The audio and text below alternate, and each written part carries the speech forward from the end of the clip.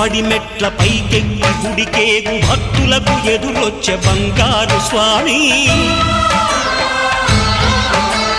ఇరుముడులు స్పృశించి శుభమనుచు దీవించి జన బృందముల చేరే జగమేలు స్వామి తన భక్తులొనరిల్చు తప్పులకు తడబడి ఒక పక్క ఒరిగెన ఓంకారమూర్తి